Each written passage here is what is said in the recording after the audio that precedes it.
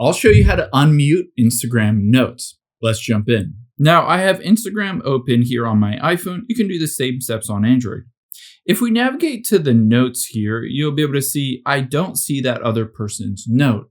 There are a couple different ways that I can unmute that specific person, but you might want to go to your entire mute list to see all of the notes that you've muted. To be able to do that, we need to get to your settings.